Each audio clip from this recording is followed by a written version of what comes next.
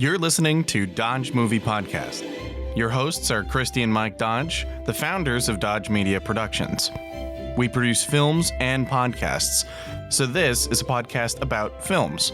Join them as they share their passion for filmmaking. Welcome back, everybody, to the Dodge Movie Podcast. We are talking about episode 105, which is Crazy Stupid Love, in this month of February, where we are still taking your guesses of the Guess the Theme contest. So far, we already have one correct guess. One. Send them in. I want to hear from Australia. We keep hitting their charts, so I know you guys are listening down there, and I would love to hear what you think the theme is for this month. Aussie, Aussie, Aussie. Guess, guess, guess. Nice. Okay, we watched Crazy Stupid Love, not for the first time, but on Amazon for $3.99. And this movie came out in 2011. The director is Glenn Ficarra, who also directed I Love You, Philip Morris, and some episodes of This Is Us. It stars Steve Carell, Ryan Gosling, Julianne Moore, Emma Stone, Leo Tipton, Jonah Bobo, Marissa Tomei, Kevin Bacon, and Josh Groban. Was this Groban's first film role? It was.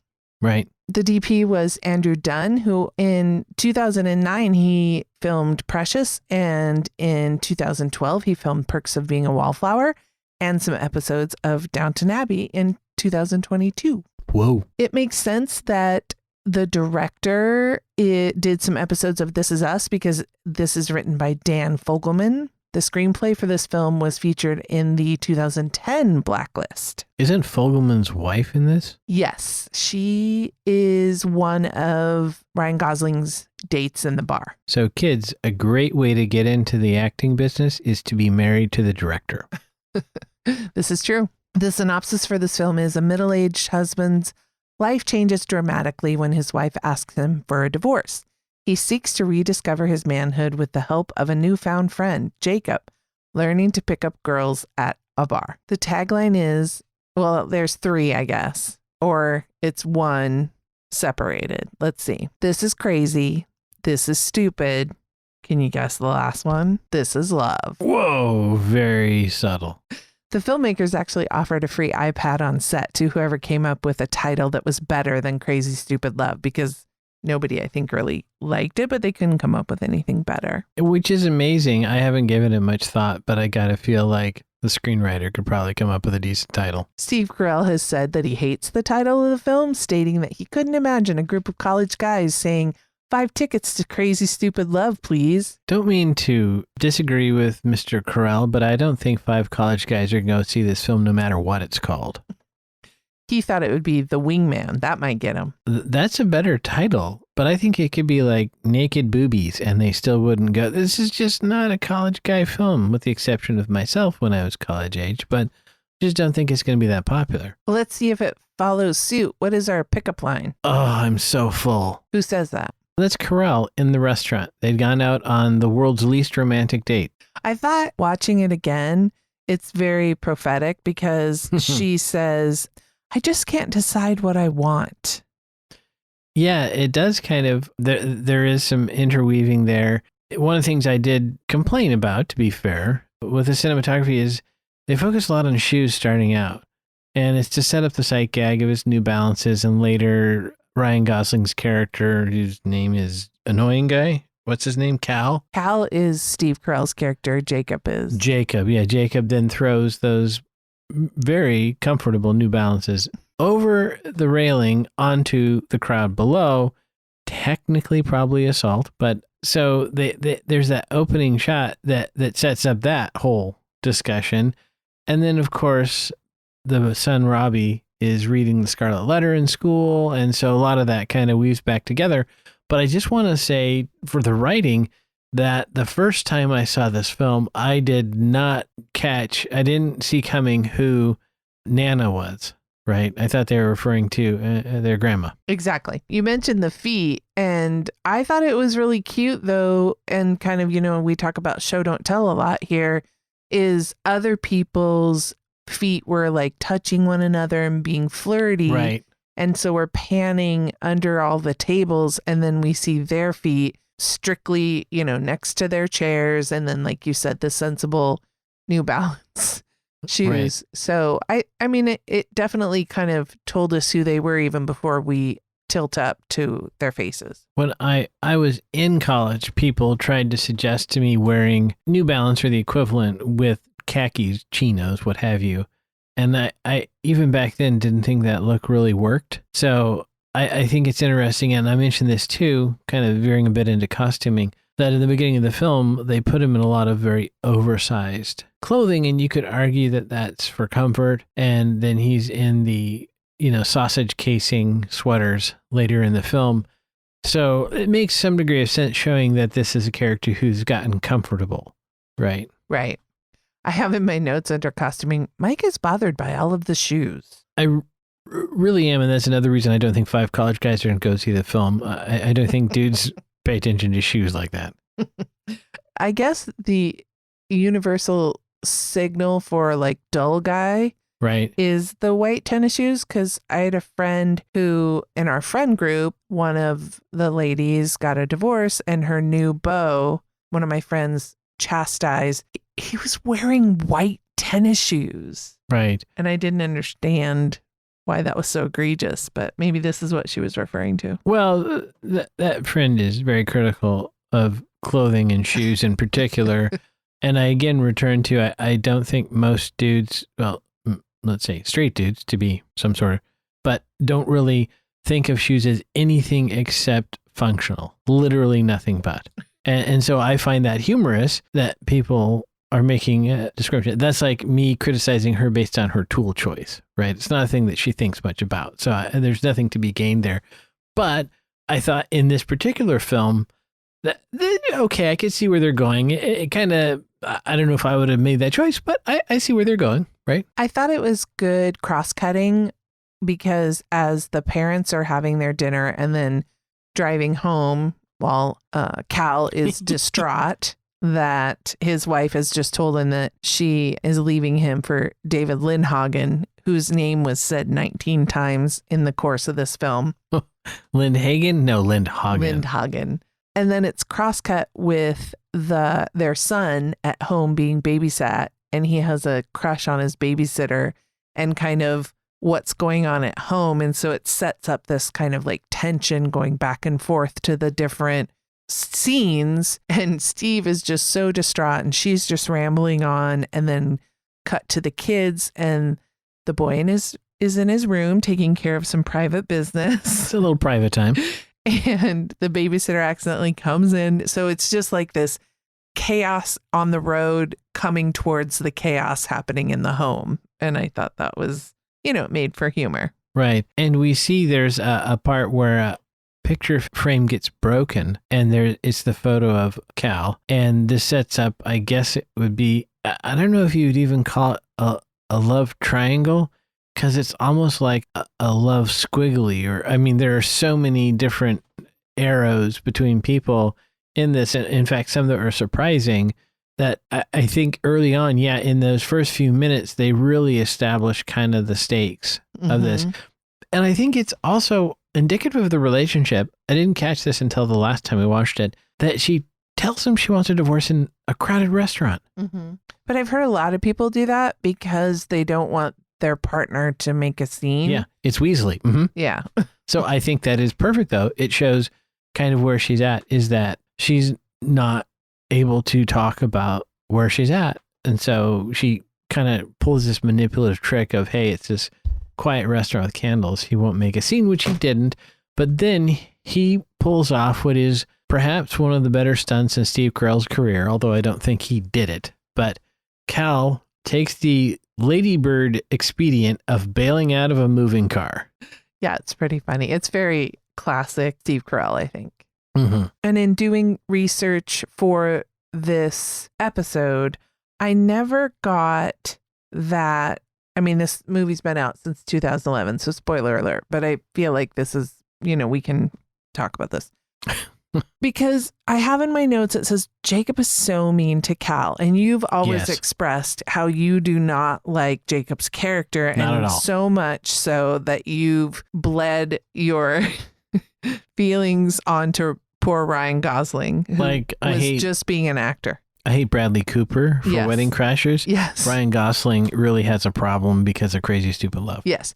So, but what I never really picked up on, but I saw it this time and then it was reinforced in the research I did, is Jacob thinks he has to be kind of a jerk to impress the girls or to get the girls. And he's trying to, for lack of a better term right now, butch up, which I know that's maybe offensive, so I apologize, but I'm machismo up, or, you know, he's trying to impart onto Cal what he thinks women want. And what ends up happening over the course of the movie is he ends up being more like Cal. And in doing so, he gets a more quality partner in Hannah, who, ironically, the more he turns into her dad, Cal. Right. That's maybe not breaking new ground that she's attracted to her father. No, I wasn't so much mentioning that, but Cal gets a little bit of a spine and he kind of gets a little more self-assured,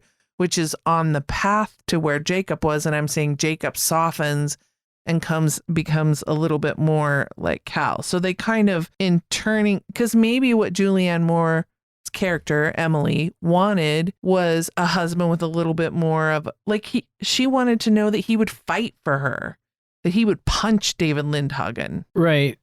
Which I actually think is a little problematic. I mean, I think it works in the film, but that philosophy of, I want you to fight for me, is very strange given the messages to males, right? Oh, toxic masculinity. Well, what is more traditionally masculine than hitting your opponent over the head with a club, right? So that's a little odd, right? I have to say in that context. But no, the problem I had, I think your assessment is probably more accurate because I'm a little colored by that character of Jacob. But he came across to me more as the pickup artist, morally bankrupt, just a horrible human being, basically a con artist with a penis. And that, to me, it was a stretch that any amount of Cal rubbing off on Jacob would turn him into a decent human. And that's why I liked the line where Cal says, I am never going to approve of you. Because I think that's accurate. Does he say that at the end in the backyard? I think it's in the bar when he's in the bar and Jacob comes in and they hadn't talked for a while because they'd had the fight and everything. And then he's like, Jacob's like, I really into your daughter, blah, blah, blah. And Cal says I will never approve of you. And I actually think that's true because Cal saw that pickup artist and that was what he thought he was, which of course is just totally awesome. The screaming fight outside the school parent-teacher conference. I don't know if we've all had those screaming fights outside of parent-teacher conferences, but I think we all understand that sensation of you just lose your mind without really being aware of kind of the situation. And I love the direction of how all of the other parents were watching, and then the incident's over, they all kind of like turn and disappear, like when you turn the lights on and the roaches disappear. Right. I think that was perfect human nature. Yeah. The other thing I loved about that scene, and it started back in the school. So Emily and Cal haven't spoken for quite a while, and they're meeting with their son's English teacher. And so out in the hallway, who is his ninth lady. Right. That was key. While they're out in the hallway, they're talking. And because there's been some distance, Cal starts to kind of say some things that you can tell are starting to move Emily. And she's starting to see him in a different light. And it feels like she's kind of softening, that maybe you get a little bit of a spark that maybe there's going to be a reconciliation. Right. Hope for Act 3. Right. And so then we go into the classroom and it seems, so he's kind of made some headway. And then it comes out that he's been dating the teacher. And then something happens. I can't remember. Oh, I think so. Then that blows up and it spills out in front of the school. And based on some of the things that Cal is saying to Emily again, it starts to soften her a little bit. And so you're like, oh, okay, they're gonna get through this. And then just as that happens, the teacher comes out and she says something else that just kind of like blows it up. And so it was just this great tension because it was like, are they, aren't they, are they, aren't they, kind of back and forth. Because I feel like you're rooting for Cal and Emily to get back together. Absolutely. To me, Steve Carell's character, Cal, is kind of the sympathetic hero, which is interesting. And I did like the way it was written and some of the dialogue, such that I feel like if Dan Fogelman, did he write it? He wrote it, right? Yes. I feel like if he hasn't been through a divorce, he watched one, because I feel like he captured it really perfectly, including lines which are not just funny, but to me felt very realistic, where she says something like, I miss us. When did we stop being us? And he says, maybe when you screwed David Lindhagen. Which that line sounds not just, I mean, it is a funny line and Steve Carell delivered it very well, but it also feels very realistic to me. And the thing that set him off at the parent-teacher conference is the teacher comes out, Marissa Tomei, and she says a line, something like, I forget what it was, but it was some line that he used with his wife. But some, romantic, you look like this, or I'm happy when I see you, or something like that. Being cute, the right amount of cute and the right amount of sexy or something. Yeah. And then Julianne Moore looks at him and like, you told her that. Like, you shared this thing that was supposed to be between us. Yeah. And I feel like in both cases, that was realistic, that what they were dealing with was they had each brought someone else into their relationship. So now it was kind of a foursome, a quadruple, or whatever you would call it. And that to me felt kind of realistic in the way that it portrayed this couple going through a thing, and also the impact on the family. I thought it was very realistic that Robbie, the son, hated David Lindhagen, as he would, and he gives him the death stare, and David Lindhagen's trying to like, hey, buddy, and he just wants nothing. And he says, and this is like a 38 minutes in, it's like near the end of, or past Act 1, but he says is, just so you know, she ends up back with my dad. And I thought that was a really fun line that I bought from that actor's performance. I bought that line. It was maybe a little precocious. I don't know if a normal 13-year-old would say that, but I liked it for the audience because it gives us hope. Like, oh, okay. Right. The line is delivered from Cal about Emily. She's the perfect combination of sexy and cute. So then Kate runs out, the teacher, and says, tell her she's the perfect combination of sexy and cute, asshole. And that's, it's heart-wrenching because you see on Julianne Moore's face, Emily's face, the pain, because that is something. Because the one thing that I don't believe we've spoken to yet is these two were kind of like high school sweethearts, and I think they deeply cared for one another, but a pregnancy of two young people kind of pushed them into marriage. And so they've been together a long time. I think this is where I feel like Fogelman has intimate experience, because it seems to me very much like they both lost or abdicated their ability to talk about their needs. That really what the arc is for these two characters to get back together is for both of them to be able to start communicating with each other authentically. I think you get so caught up in the kids, and then, we see Emily working. Now, whether she went back to work a while ago or recently, it probably just, you're right. If you don't focus on something and you kind of start to take it for granted, it can kind of slip away. Well, through a variety of causes, right? You mentioned sometimes just kind of the things that have to be done in life that they get out of control. I think sometimes we lose sight of the fact when we talk about working mothers that working fathers now are doing a lot more than just coming home to drink whiskey and smoke a pipe with, soccer practice and all these different things. So I think they both could have gotten lost in their jobs, both, outside the home as well as a parent. I also think if you're not careful, and not to say that, watching movies is like a passive thing. We want everyone to watch more movies. But if you just come home and you zone out in front of the boob tube or whatever your numbing thing is, you can, if you're not careful, kind of atrophy as a person. And I think we saw that with them, and that, maybe is partly the kids, but they didn't they didn't have that joie de vivre, that fire. And that's kind of one of the things you're talking about that they both got back, that maybe Emily got it back because she had this kind of, I guess, the chase with David Lindhagen, and Cal got it back with the chase in the bars. You know, they found that. So that to me was, again, really, I think, very realistic to show two people that did care about each other, that by not paying attention kind of steered off the road, right? Mm-hmm. Near the end, when Jacob can tell that he's really having feelings for Hannah, he calls Cal for advice. And so I liked that, kind of what I was referring to, that the roles reversed. Mm-hmm. And then my other favorite under editing I have when Jacob's explaining his big move, his dirty dancing lift, and Hannah says, "That would not work on me." And then just cut to the yeah, exactly. the song from Dirty Dancing. Yeah. That's a really funny cut. Mm-hmm. And it's a little unrealistic, but it's also kind of humorous when the babysitter's mom gives the card to the dad. Ugh. And he sees the presumably naked photo of his daughter. And he just like bails out over the couch, and people are shouting at. I mean, again, he probably would have said something more, but it was fun to just go from that he's watching baseball to, holy crap, grab the keys, I'm going to beat the crap out of Cal. Right.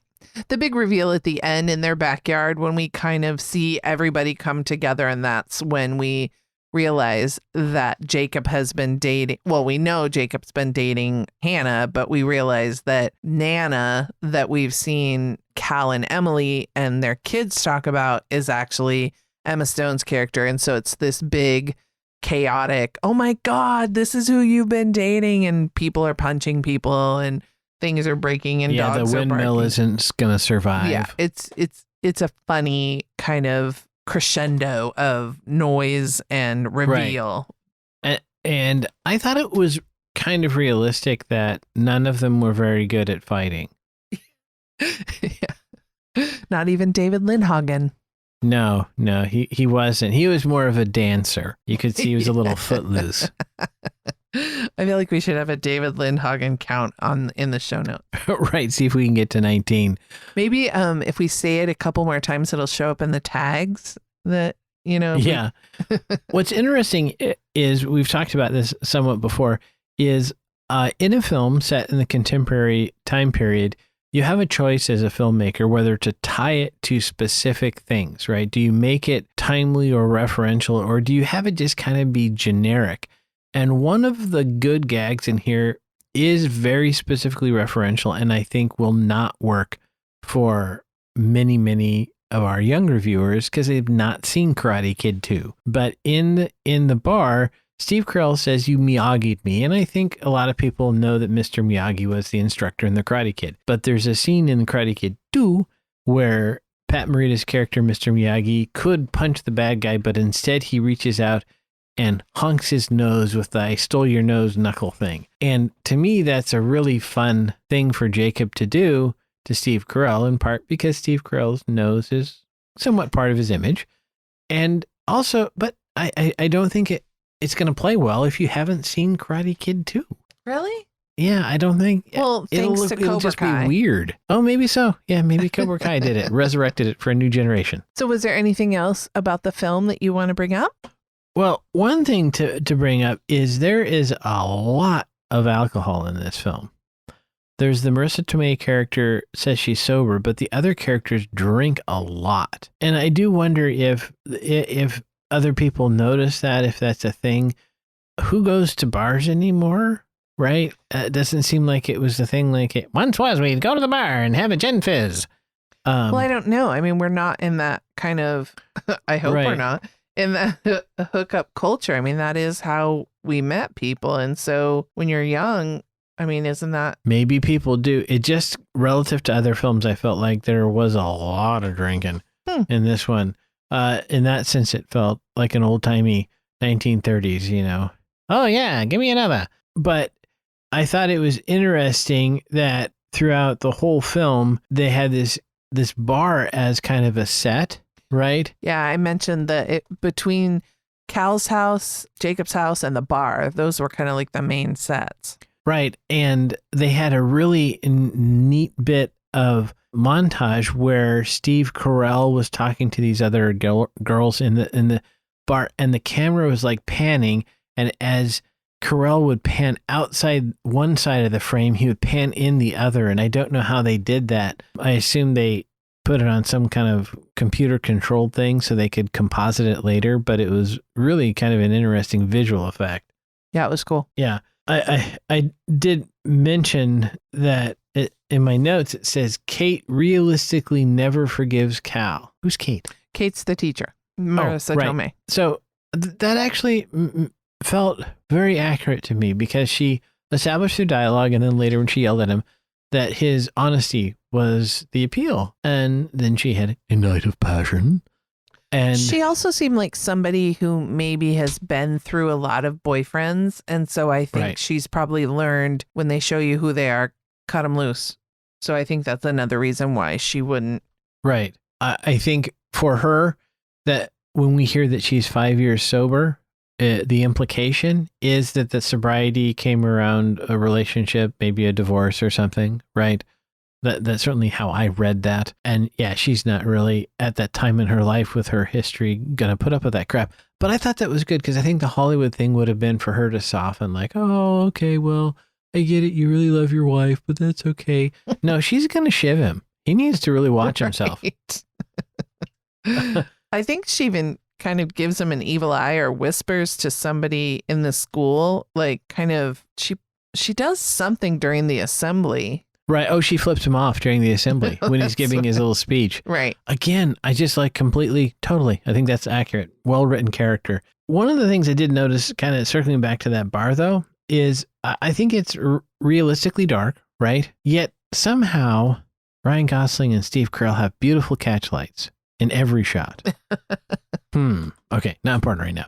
But from a kind of a composition standpoint, I really liked how when they were waiting for the parent-teacher conference, there's a chair on either side of the door. So they put this natural divide in between them because the chairs were in front of lockers, and then there was this gap for the door. I thought that was well done to do that kind of two-shot. And they were facing away from the door, so they weren't facing each other. They were both facing toward the camera. So you kind of see them twist and a little turn. So I thought that was really clever blocking, right? The way they did that. Yeah. So speaking of blocking, though, this was interesting. So Cal has moved into his bachelor apartment, and he's playing catch outside with Robbie. The first thing that bumped me was, why sod?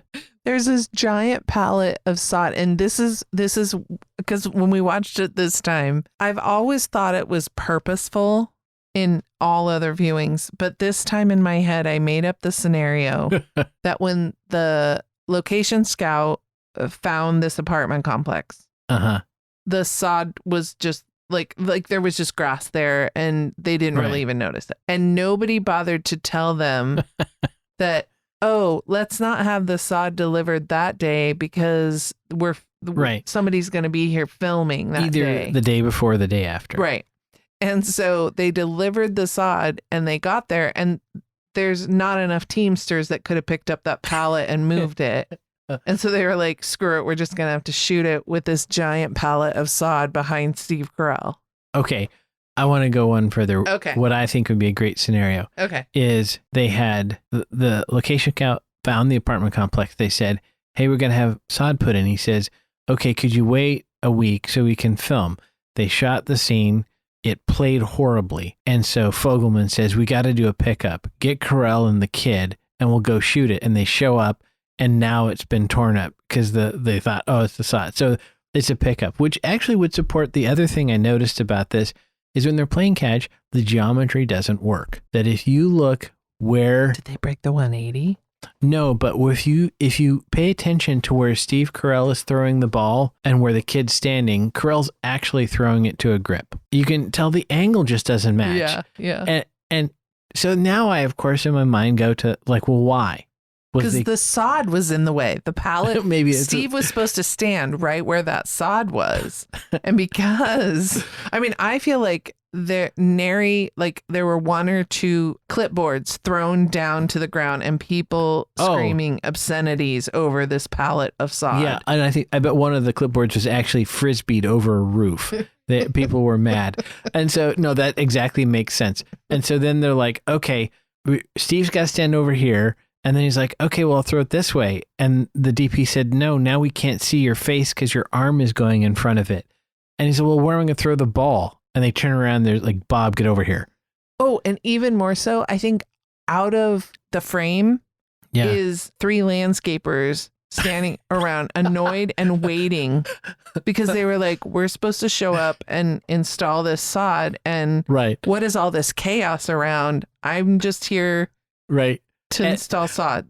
And so they're like, well, what am I supposed to do? And somebody says, well, hit the craft services table. So now I see them and they have like a bag of chips and like a soda, and one guy's got the little cup of M&Ms and they're just chowing down. Okay, we're getting paid. Like, what do I care? Yeah, no, that totally. There's a story behind the sod, and if we ever meet Steve Carell, we have to ask him this. Okay, I might need to make a short film about the sod. It's all about the sod. It's all about the sod. So that was one of my 2 notes for the set. The other thing is, and I mentioned this when I think I even paused for this, I just don't get the doors in Jacob's house. So the room where they do the Dirty Dancing lift, it's all windows, but if you pay attention, many of them are actually doors. They look to be about 8 foot wide and not sliders. They're on hinges. Who would put that door in there? An 8 foot wide glass door? You're going to kill somebody with that thing. I saw that too. And I've been watching enough home improvement shows and Selling Sunset and $1 Million Listing that the thing to do is they make pocket doors, but they're like exterior doors. Right. So it's this open air concept. And I was looking and I went, no, everything is glass. There's no way that they could recess into a space. So you would just... I saw that too. And I thought, well, it was 2011. And maybe the idea is you would just open all of those doors. So it's still that concept. But I don't know. I was confused by it as well. When you open them, we have a swinging door incident where you're going to clock the person delivering your margaritas. Right. Well, I just had a... Except for it's a window. So you'll see them coming. Right. And then it'll break and cut them to shreds. But I had just had a great idea. Tell me. We get the Property Brothers on. And they get to pick an entire month of movies, and we break down the houses in the movies. Ooh, I like it. All right. Yeah. Get Drew and Scott, or is that their last name? I think Scott's our last name. I think so. I feel bad that I don't know the other feller. A bonus, Zooey Deschanel can come along too if she wants. Yeah, sure. We'll make a charcuterie. Throw one of her movies. It'll be fun. Yeah. All right. Well, talking about the doors and somebody getting hit leads us right into, was there any head trauma? Oh, there was. I'm going to go ahead and say there is head trauma when Cal rolled out of the car. That poor stunt person. There is implied head trauma with a bonus Wilhelm scream. I totally missed it. When Jacob throws the New Balances over the railing at the mall. And there's a Wilhelm scream? Yeah. Is it? Really? Yeah. That's one of my notes. I remember that. Yeah. Wow. And then I didn't make specific notes, but there's a bunch of punching to the head in the end Act 2. Lindhagen and the babysitter's dad and Cal and Jacob, everybody's throwing some punches there. Mm-hmm. So there was also some off-screen possible trauma to Ryan Gosling's head. Because the very first time that he went to lift up Emma Stone into the air, he described it as it was like a possum fell out of the tree and tried to scratch your eyes out. And apparently when Emma was 7 years old, she fell off the high bars in gymnastics and broke both of her arms and had repressed the memory of that until she was up over Ryan. Airborne. Yes. And so she had pretty much a panic attack. And afterwards she ran away and went into her trailer. And to calm down, she watched the movie Labyrinth. Oh, interesting choice. And could not come down. So after about an hour, they ended up using a body double for her lift. But in the film, you will hear the actual scream of the first lift. Nice. As Emma's scream. Well played. So it doesn't sound like Ryan's head made it out unscathed. Yeah. I'm okay with that. Okay. How about a smoochie? Smoochie, smoochie, smoochie. Well, there were several smoochies. The first smoochie, which I think is noteworthy, is Richard, played by Josh Groban, gives Hannah just the most chaste little peck at 2340. And they were talking about, with their friend Liz, about possible proposal. Not even remotely true. Speaking of the lift, there is some smooching when they do the horizontal mambo. And then later in the film, I didn't make note of it, but I do believe that Cal and Emily smooch. And then Jessica gives Robbie a smooch on the cheek at the very end. Yes, yeah, that is true. Also a chaste cheek smoochie, as well as one or more naked photographs, which is probably the world's best babysitter. Exactly. How about a driving review? Well, there's a 2009 Volvo XC90 estate wagon, which is the equivalent of New Balance shoes in the automotive world, right? It's safe, it's comfortable, but it's kind of boring. And of course, wait till the car is close to grass before bailing out.